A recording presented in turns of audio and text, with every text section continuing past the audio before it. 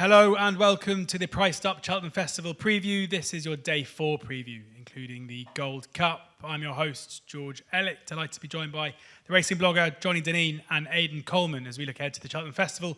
We've recorded episodes 1, 2 and 3, so they're out live now already. This is your day 4 preview, and we will kick off with the Triumph, where East India Dock is currently the favourite at a crazy price of 47 to 25. That's one made for a decimal, isn't it? I think. Lalamba is second favourite at 2 to 1. Hello Neighbour 5 to 1. Palladium 12 to 1. Lady Vega Allen 14s. Galileo Dame 16s with Gibbs Island 20 to 1 bar those. Now, Bogsy, been a bit of a flip-flop in the market over the last couple of weeks. Lalamba was trading favourite. East India Dock has now taken that position. Do you reckon, well, who do you think goes off Fav on the day? Yeah, definitely East India Dock. I think it goes back to what Johnny said with horses with one-ins in front of their names. I've got a lot of respect for East India Dock. I was a punter of his on the flat. I remember being in the studio with you and Andy, and when he ran at Cheltenham Trials Day, I said he's a 5 out of 5 bet, and he duly obliged. Again, beating Stencil, who's been given a mark of 135 to me, doesn't really add too much clout. I'm just very firmly in the Luamba camp. Every now and again when you go horse racing, you see horses of the stature of Shishkins and Sprinter Sakras in their model. This horse looks like a Sergino. He's just stunning to look at, and he's got that build.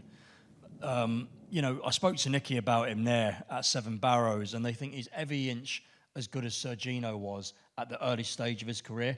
And I think long-term, East India Dock doesn't have anywhere near the potential to be a Luamba moving forwards. You know, it's a good flat horse who's got experience and is making use of it. But I think Luamba is going to outstay him up the hill. East India Dock has been flattered to be winning the way he has. Is there any argument to say that for the reasons you just mentioned, even if Lalamba does prove to be a better horse in time, that maybe for this race, you know, is that still reason to back Lalamba to beat East India Dock this time around? Well, I mean, he gave Mondo Man £10 and he gave the Harry Derham horse who's gone on to win since. Mondo Man, obviously a bit of a Fruit Loop who can't settle. Yeah. But I just think the way Luamba's been training and that the vibes that are coming out of there's a lot of people who want to take him on. But I think he's the best horse in the race. Hello Neighbour's a nice horse for Gavin Cromwell. But I don't think, again, he's got the potential to move forwards to be a Grade 1 champion. I think Luamba has. I think it's an average Triumph. I couldn't have Palladium for the life of me. I wasn't impressed with him at Huntingdon at all. Anything below that I rule out straight away. I think we could see something pretty special on the day. Johnny, you in agreement there? Yeah, look, Lalamba was a horse to me that just, when he won an Ascot, you'd say, like, this is a proper horse. And East India Dock, even though he's been impressive, and he has been impressive, no question, no doubt about it, he has been slightly beaten up the Fred Winter types, you know what I mean? The likes of... It'll be interesting to see how Stencil gets on. Like, if Stencil did happen to win the Boodles, you'd say, well, your man isn't business then for East India Dock. But if Stencil blows out, and like he's been beating some awful horses, like in his other runs. Well, not awful horses, but there wouldn't be like top horse or anything like it. I suppose his first run against Hot Fuss and Give It To Me OJ is probably reasonable for him, all right. That was Huntingdon, wasn't it? Wincanton. Was it Wincanton? Was it? Yeah. But his Cheltenham form, even though it's good now, he has a lot of admirable qualities. He's a good tough horse. He jumps well. He'll probably be in front. But do you know where Stencil got in behind him, going to the second last in Cheltenham? I know he brushed him aside easy. I don't think he'll brush Lalamba aside just as quite as easy. And I think if Lalamba gets into that position with him, I'd say Hello Neighbour will be behind him, because I'd say they'll hang on to that all day long. I can see Lalamba keeping tags in the East India Dock, and I can see him taking him on the run to the last and probably beating him. Like Lalamba gave Mondo Man, who cost like a fortune as well, £10, you know. Like Lalamba's French form is good as well as his English form. And I have a feeling that he's a smart horse, very smart horse. And I can see him turning around. Like Hello Neighbour, to me, hasn't a lot in hand of Galileo Dame if she did turn up here, and Lady Vega. And you're talking half length and a short head between 2 runs in Leopardstown. Palladium is zillion. No, that can't possibly win anyway. That's no chance. And like, I think it even bled in work. I heard it did anyway lately. That's why it didn't run in the Adonis. And I don't think Lalamba was ever running in the Adonis. But look, it's probably between the two of them. It's a question of, like, I suppose, proven form, East India Dock against maybe potential. And I'll go with the potential this time. I'll go with Lalamba. Taken about 21 races, you two finally agree. I disagree. Okay, take it away. I have no doubt that this time next year we will be talking about Lalamba in some form for Cheltenham, and we won't be talking about East India Dock. I'm pretty sure we're all agree on that one, don't we? The others can have Palladium. He'll probably pull up, but like literally can't have him on my mind. Friday week, it's all about East India Dock for me. I'm very strong on him. I have no doubt that if I had to pick a long-term horse to take home, it's Lalamba. But I just think like he only beat Mondo Man, who gets beat at odds on the next time. East India Dock has been so impressive. He's so versatile. I wouldn't say even that Lalamba will be following him. I think he could be following Lalamba and doing for speed. I don't know. He's very tactically versatile. He's been to Cheltenham twice this year and been really impressive. I think there's not a box he doesn't tick for me. There really isn't. The lads are priced up are pushing out East India Dock from 47 to 20. There is just one horse here that might be dangerous. Yeah. Live Conti, a horse of Dan Skelton's. I think he's only run once in Wetherby. I think he was huge odds on 1 to 8 or 1 to 10 or something like that. Beat 0 obviously because he had to be to win it at a price like that. But the horse he beat in France is in Mullins's, and apparently is an aeroplane. The horse that Live Conti was able to beat in France, Larzac or something like that. They were actually thinking of running him here first pop. I'd say they'll probably keep him now for next year. But apparently he is like a really, really good horse. So maybe Live Conti could be something dangerous because it's probably unbeaten. Or I don't know what he's after doing. Like, but he's probably a smart horse that we don't know a lot about. Live Conti 20 to 1. There, a lively outsider put up by Johnny. As I was saying, East India Dock out to 9 to 4, boosted from the 47 to 25 price. Currently, that is up on the price up site now. 9 to 4 about East India Dock. Onto the county hurdle now, where we've got Copec de Mi at 5 to 1, one of the big talking horses of the festival. Lark in the Morning is 11 to 2. McClory is 6 to 1. Absurd 6 to 1. Cargasi. Valgran, both 8 to 1, Ethical Diamond 11 to 1. Carniket is 11 to 1 as well. Blogsy, what do you make of this? Yeah, it looks like Copec de Mi won't run here. He's Looks going to like run in the Martin Piper, the last race of the festival. If he doesn't run, it looks like it's Absurd's race to lose. Won the race last year. Given the best ride to the festival by Paul Townend, this horse was due to go out to Saudi Arabia for one of the £1 million handicaps. Didn't work too well. He's been sent back for this off a 146. You'd think he's a graded horse in a handicap, and he still has a few pounds in hand. But don't take your eyes off of Bunting at 14 to 1 as well. I don't think he's a Willie Mullins second string at all. Owned by Tony Bloom, a French horse who won a race over there. Things haven't gone to plan for this horse so far. He came back at Clonmel recently. Paul Townend lost his irons, jumping 3 out. He just got beat in a photo finish, was very weak on the day. I'd say he needed the run. But I think he's been lined out for this race for Tony Bloom, and I'll be having an each-way bet on him. Bunting 14 to 1 for Blogsy. Johnny? Yeah, very difficult race. Always is. County hurdle, like, geez, I think he'll win this, I think. And, I think if you pause the race coming to the last, you couldn't pick the winner of it normally. You know what I mean? So, look, I'd say Mullins is quite strong. Absurd, Carg's, Bunting. I think he's a couple of other ones in it as well. Lark in the Morning. Like, you give a whole host of horses chances here. McClory has a chance. Valgrand is one I wouldn't fancy myself. Ethical Diamond is another Mullins horse that has a chance. Maybe even Carnick. Look, it's a really difficult race. It's one of the races for sure I won't be having a bet on at the meeting anyway. Won't be having a bet. Aidan, anything for you here? Well, I'd be very anti the handicaps this year, and I thought I was going to mention Bunting in this race, and then Blogger took it off. Oh, no. So, there you go.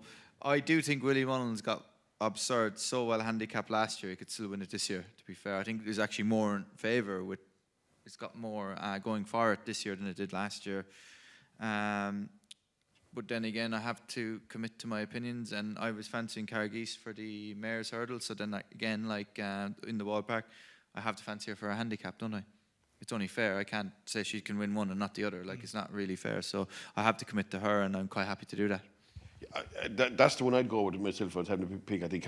And I heard Ruby saying a very interesting thing, actually. He said, no, I don't know nothing about times, but he said they went so slow in this race last year that Absurd couldn't possibly have won it on any other year, only that they went slow in this race last year. He said if it was a normal pace, like the county hurdle, where they go lickety-split, he wouldn't even have got into the race. Interesting.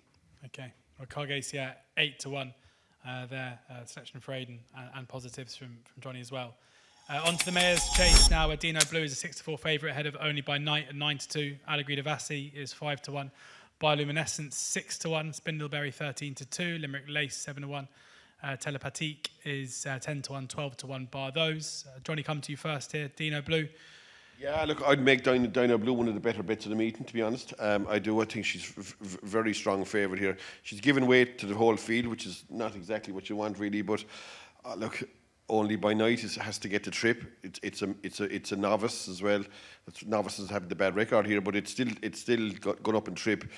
It was slightly aggressive last season too as a hurdler. It started off doing good stuff, then it went to Lingfield, got beat, didn't really recover her form. And I just thought that in Exeter last year, there were slight signs that she might be going backwards maybe, and she has to get the trip as well, which is massive. And now that Dino Blue was ridden last year to get home, whereas now they know she stays well, I'd say she'll be ridden more proactively this time. Allegory de Vassi has run against Dino Blue loads of times. There isn't a lot between, but Dino Blue probably has the edge in that. Bioluminescence won't run because of the ground. Spindleberry's going to Fairy House. Limerick Lace has gone backwards at a big way. Had the ground was fluke, the heavy ground last year. Telepathique is genuine, nice mare, but she'll be in front, but I don't see her staying there at the same time. I'd fancy Dino Blue very strongly here, to be honest. Strong selection there, 6-4 favourite. Blogsy, I'm assuming you're payment. I'd back up everything Johnny said there. Better ground will suit her, and she'll make up for the defeat last year. I'm still licking my wounds over how she got beat off a 140 by Max Sarda in the Grand Annual 2 years ago. Yeah, but she'll make up for it in this. One to add to the multis. Aidan? We're all really in agreement in this race. I struggle to see past Dino Blue, really, to be fair. She got beat last year by a mare that maybe that was literally her Gold Cup. Limerick Lace won't get anywhere near her this year, will she? Nowhere near her, to be fair. You could make a case. The only one you could make a case for is Allegory de Vassi, but at the same time, if you line them up, which is a better mare, it's Dino Blue. So it's really straightforward, this race, to me now. I can't add anything that the boys haven't said. There we go. Quick as that. Dino Blue. And Dino Blue is being boosted out from 6-4 out to 7-4 by the guys at PricedUp. So that's live on site now. 7-4 about Dino Blue for the Mayor's Chase. Another one of the big PricedUp boosts. 3 more races left in the preview here. The Albert Bartlett next up with Final Demand at 13-8. The Yellow Clay's in at 3-1, but likely to run in the Turners. The Big Westerner 4-1. Jasmine DeVoe 10-1. Jet Blue 10-1. Wingmen 10-1. Flicker of Hope 12s. Ballybow 12s. Wendigo 12-1. I mean, this is a race where, looking at the top end of the market, Blogger's normally not probably the place to go, is it? No, I mean, in the last 10 years, the shortest price winner has been Monkfish at 5-1. We've had Manella Indu, who's gone on to win a Gold Cup, winning at 50-1. So it's a race for untapped potential. So I should tip up a 50-1 shot, right? Yeah. So I'm going to tip up a 50-1 shot. Yes. Port Julian, trained by Willie Mullins, bought by Rich Rishi, costs 300 grand. Obviously, hasn't turned out to be the horse that they wanted, but went on to win last time out nicely at Punchestown, beating Sermonzac, who franked the form since for Gordon Elliott. I think in a race where obviously the Yellow Clay isn't going to run, Final Demand may run, but we don't know yet. I think he's one that, if you want to have an each-way bet of 50s, why not have a look at this? He's a horse with a touch of class, and he hasn't lived up to what they thought he'd be, but 50-1 makes a bit of a pill in a guesser's race. Never thought I'd hear you put up a 50-1 shot. Did tip up the Grand National winner a few years ago. There you go. World at 50-1. There you go. Can you do it again here? Johnny, who's your selection in the Bartlett? Yeah, hard race and a bookies race always is. Well, not always, but invariably it suits the bookies. I think once novices go to 3 miles, it's a different test. And look, I'd be against it the same as probably most people against the top end of the market. I think the Big Western is very short for a mare with just 2 runs, and the ground is going to be a big worry for her, I'd say, by Friday. Jasmine DeVoe hasn't really gone on from the bumper. His jumping technique is poor, but maybe the lack of hurdles here, particularly in the latter end of the race, may suit him. He wouldn't rule him out, but look, it's Ballybow to me is a horse that's come alive in its last 2 runs. Like he won a bumper in Sligo, but you wouldn't have said that's Cheltenham winning form. But he did win well in Naas, and he won that trial race in Clonmel. That's not been a bad guide to this, and he might be the one I'd go with. I still think Sounds Victorious has a bit of a chance. I'm on that for about about a year, it feels like. At a worse price it's going to be, probably even, but it is going to have cheek pieces on it, and that's the type of thing that might come alive on a day and might just do it. I do think that he was still, like, he was fourth in the Cheltenham Bumper last year at 2 miles. He's an out-and-out 3 mile. If it's a 4 mile race, you'd fancy him even more, but I think he has some sort of a chance. But it's going to be an outsider, possibly winners, and I maybe go with a bit of recency for him, Ballyboa maybe. Ballyboa, 12 to 1 there for Johnny. Aidan? Nightmare of a race, isn't it? You're better off starting at the outsiders and working your way down. Jasmine DeVoe ticks a few boxes for me in the fact it's got festival form. It won the champion bumper. Not a great jumper, but like as Johnny alluded to there's no hurdles in the last mile of the race. So as long as, I'd imagine, Paul can school him there early on, hopefully his class will come through. But it's not a race I like, and it's not a race I'd have any conviction towards, to be honest. Well, let's get into arguably the big race of the week in many people's eyes. Galopin des Champs is 8-13 to retain the Gold Cup. Banbridge, second favourite, 13-2. Factifile, 8-1. Monty Star, 10-1. Corbett's Cross, 14-1. Grange Clear West, 18-1. Long Press, 28-1. 8-13 this. Vlogsy, can you see Galopin des Champs beat? This is the Galopin des Champs Gold Cup. It's him versus the fences. We've already had that, haven't we? We have. There is no opposition to Galopin des Champs. He's a generational horse. He's arguably, potentially, one of the best Irish chasers in the history of national hunt racing, and he's only just starting to get the fan base that he deserves. Because for a long time, people weren't really that warm to this horse, you know. But I was there at the Irish Gold Cup, and the reception when he came in at the Dublin Racing Festival was phenomenal. There was goosebumps all over the place. He's a hell of a horse, and you could almost argue he should be unbeaten in 4 Cheltenham Festivals in a row. That's very unusual. This horse is something special. All he has to do is jump round to win, and let's pray he can do it, because 3 Cheltenham Gold Cups is incredible. I've had my biggest bet of the year on him, anti-post. I stand to win 5 figures. I'm counting my money already. Let's hope I'm counting it on Gold Cup day. Johnny, is blogger right to be counting his money already? Yeah, look, he does look. He's going to be very difficult to beat for sure. Yeah, absolutely. The only thing is that everyone has him over the line already. Do you know that kind of way? It's like something stupid is going to happen, and he's not going to do. Like, if you're listening to any one of these previews, right, it's the 3 in a row is already done. I want to be there on Friday to see him do it. Do you know what I mean? And he's still only 8-13. It's not as if it's a 10-1 on shot. But look, he should win. Banbridge might, on good ground, give him some sort of a run. I didn't like the fact that Paul Townend said when he was in an interview, would he stay at 3 1/4 miles? He said he might, but he wouldn't improve for it. He wouldn't improve from going from 3 miles to 3 1/4 miles. That's to be slightly worrying for me. Look, it's his to lose, Galopin des Champs. Better ground might narrow the gap a small bit. I think on softer ground, he does look unbeatable. Better ground, even though he probably has form and good to yielding and all that kind of stuff. But I do think he's probably better horse on soft ground. Look, if he runs to anything near his best, he should win. I think the biggest danger to him is a horse that's not even in the list here, as I know the way you're thinking. I think he's going to be supplemented, and I think he's an excellent bet to be without the favourite. And if your man does perform under 8 or 10 pounds below his best, he could even shake him. I know the way you're thinking. Is a really, really good horse, and he was I'd say 4th at Leopardstown, or 4th or 5th in that race in Leopardstown. He wasn't even wanted in the race, you know. So now he has to be supplemented. When is the supplementary thing for that? It must be soon, mustn't it? Tuesday, is it? Today's Tuesday, is it? Wednesday. Yeah, but so when does he have to be when would you have to be supplemented for the Gold Cup? Today. Yeah. So he's not been supplemented, so has he? Find out. We would have heard about it. Yeah, surely. Yeah. Well, maybe. I heard he was going to be. I heard he was too.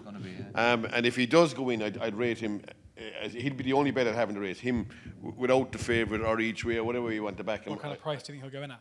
I think he'll only be about 4 or 5 to 1 without the favourite, to be honest. Because I think the world and his mother fancies without the favourite, to be honest. Aidan, how do you see this? Procession? Yeah, 100%. Like, you could line up every favourite, and by Friday week at the end of the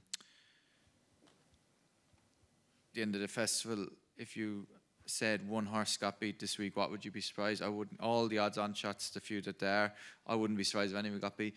But I cannot see this horse getting beaten under any circumstances, bar a mishap of something happening that we won't talk about. But like on all known form, these aren't. I'd be backing him at a distance bet, to be honest, because he is so far. Like Monty Starr being 10-1 for a Gold Cup, just as a reflection of this Gold Cup. Galloping the Champs deserves his place in a Gold Cup for the ages with all the other Gold Cup winners that we talk about. Never mind this one. To him to get beaten this race, something has happened, and I would be willing to have a good bet that won't happen, because tactically he's got no holes in him. He can go forward if they go slow. If they go fast, he can go back. He ticks every single box twice over. There's no circumstance in this race, barring an accident, that he gets beat. I mean, isn't it crazy when he got beat in the John Durkan? He went out to 6-1. The overreaction was unbelievable. Everyone was Factor Files the second coming, Spallorn's Towers the second coming. He came back into the parade, took a heavy blow, and within seconds he was back into 5s, back into 4s. I mean, the value there was insane. He's arguably better than ever at 9. Yeah. Arguably, this is his best season, really. And he won better Gold Cups than this. 4-6 is the boosts from the guys that priced up the last boost on the card. Out from 8-13, out to 4-6, about Galopin de Champs to win the Gold Cup yet again. I mean, can we make a case for anything at an each way price? You know, just in terms One horse I can't have is Le Homme Press. Do you remember when I was in the studio there with you, with Andy? I said this will never win a Grade 1 again. How they ran that in the Ascot Chase and he pulled up after he got beaten it easily last year, I'll never know. They've completely set that horse back. Yeah. Each way for me, maybe Corbett's Cross. Emmett has been pretty positive about him, and he does stay, and maybe each way, but it's Galloping the Champs race for me, and that's all I'll be looking at. Right, on to the Hunter Chase. It's on the line as a 130 favourite ahead of Angel's Dawn at 7-2. Will it go ahead? It's 4-1, Rye Hill 7-1, All Mankind and Shearer both 10-1, Music Drive 11-1, 14-1 bar those. Any of you guys got a strong view on the Hunter Chase? I don't have a strong view, but one trainer who will fly under the radar is Kelly Morgan, Laura Morgan's sister. She's really, really good at training National Hunt point-to-point horses. They've had this horse in great form. It's won its last 2. Which one is it? Music Drive. It's been backed in from 33-1 into 11s.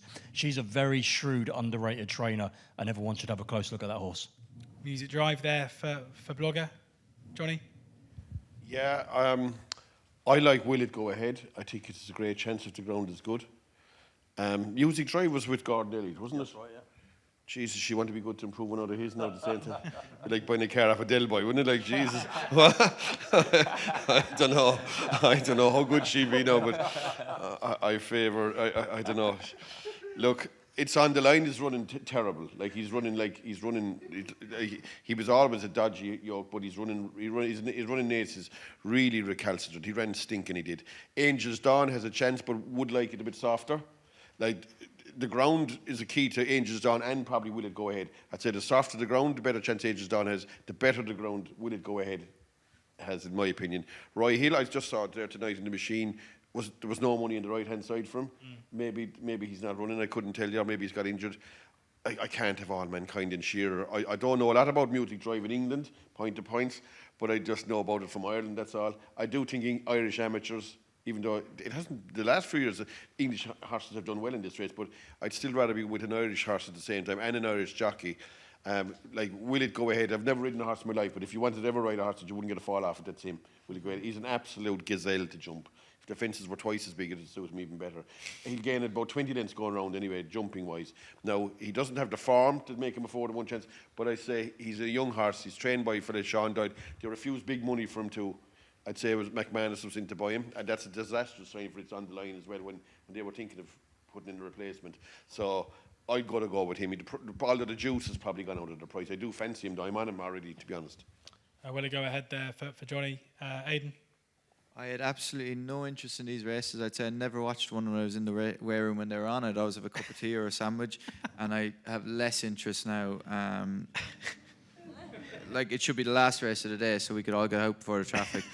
I understand the grassroots and all that, and I do really appreciate it, but if you're having a bet in this, gamble responsibly, that kind of stuff. Johnny's just told you he's on Will It Go Ahead. Oh no, absolutely not. I can't take this race seriously. Sorry. Right. The final race of the whole meeting is St Martin Pipe, where Kopek to me tops the market again at 3-1. Woodhoo 5-1. McClory 15-2. Tap on the Go 10-1. East India Express 11-1. No Ordinary Joe 14-1. As is Impost Trois, Caliconti, Carafon, and a couple of others there as well. Now, you mentioned it right at the beginning of the first episode, Johnny. Kopek to me, a horse that could go off very, very short, whose mark seems incredibly lenient. Where do you sit on? Because it feels like there's one of these in the Martin Pipe every year. Yeah, there is. And it was like Sam Majest last year that was in a load of races. And I think he ran, I don't know what race he run in, but whatever race he ran in, he didn't deliver anyway, you know.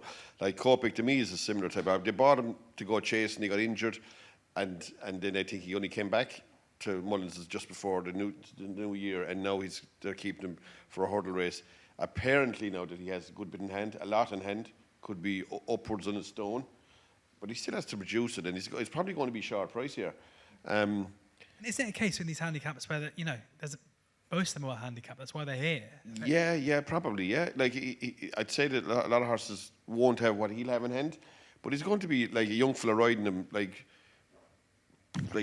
you know, the fella on him will probably. I think he's ridden the winner before. I think Aidan Kelly will ride him. And he's ridden the winner of this. Europa, didn't he? He did. Yeah, he did. But like young fellas are young fellas, and they're going to be shitting his pants and he riding the horse like this, isn't he? I think he is anyway. Do you know what I mean? He's one good ride for the whole meeting. He's going to think about it for 4 days, watching the race, and think this is the only thing in his mind. And things can go wrong. Often this race, there's a melee at the first. There's something brought down or something like that. Do you know what I mean? So you need a bit of luck and running. He's probably going to be short. I think I could see him being 2-1 or less. But I won't be backing him. Like I hate backing horses that I know nothing about anyway. You listen to people talk, and a lot of them don't have nothing on them. You know what I mean? That kind of stuff.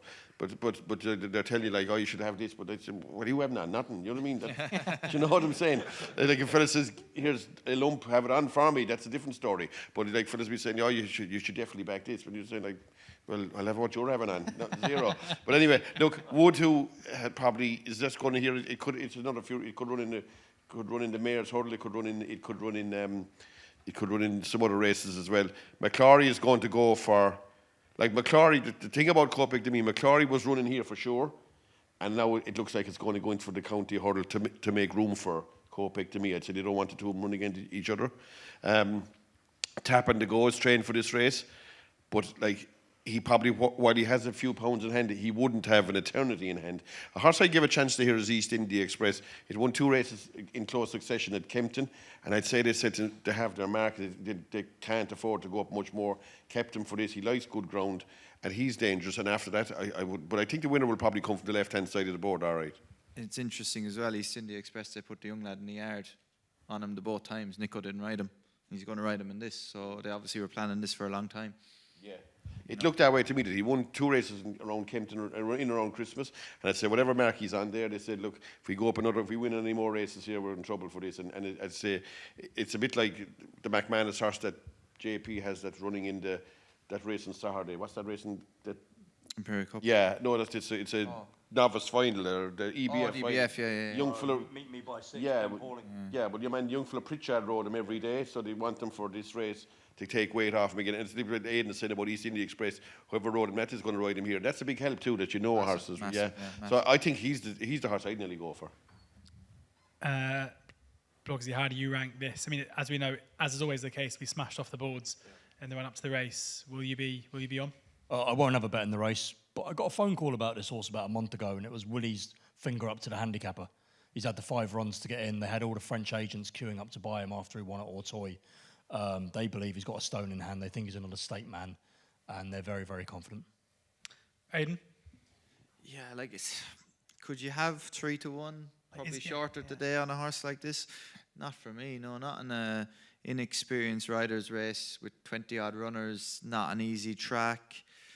Even if he has a stone in hand, it's one mistake or one bit of trouble in running. Like, you know, some of these will be well handicapped as well. I just couldn't go near the favourite. And I'm not saying he is not a 150 horse, but like, there's too much can go wrong, and there's absolutely no value in that price for me. Like, again, kind of echoing Johnny, I was always going to say East India Express, because I think he's been mapped out for the race from before the season even started. That the fact that they put Freddie Gordon on him twice, and Nico was in the weigh room or wherever he was, it doesn't really matter. is interesting. And again, Henry de Bromhead at this festival, he's going to have plenty of horses run well, and this horse is probably coming up at the right time. But for me, I would just be very skeptical about Go to Me. I just can't see the value in that. I really can't. Right. That brings the race by race previews to a close. Before we let you guys go, going to get your nap of the day and your long shot. Blogsy, starting with you. Yeah, the long shot's going to be Port Julian if he turns up in the Albert Bartlett. 50-1, 3 places, could be a bit of fun. And the nap is obviously going to be Galopin de Champs. Johnny. Nap, Lolamba, and second best East India Express. Aidan. I'm going to go Nap East India Doc, and outsider. I was going to say, I'll say Tap and Go then. Tap and Go, because I was going to say East India Express for this race, but I'm going to say Tap and Go. Great stuff. Final thing before we can go home and go to bed. We're going to do a charity bet for each of you. So it'll be a £100 charity bet for each of you guys to have. And if any winnings will be split equally between the British and Irish Injured Jockeys Fund. So 100 quid from each of you. Blogsy, we'll start with you. Yeah, I'll go for Walking on Air. Walking on Air, your selection. Johnny? I'll go to Changing Man on Tuesday. Changing Man for Johnny. Aidan? As long as it's not going to the Injured Jockeys Fund, I will have it on... Can I do a double? Absolutely, yeah. East India Express and Factifile, but to Racing Welfare, not the Injured Jockeys Fund. Yeah. If I was doing the Injured Jockeys Fund, I would tip something in the Hunter Chase that I know nothing about. Okay. It's a different story. Okay. One for another time.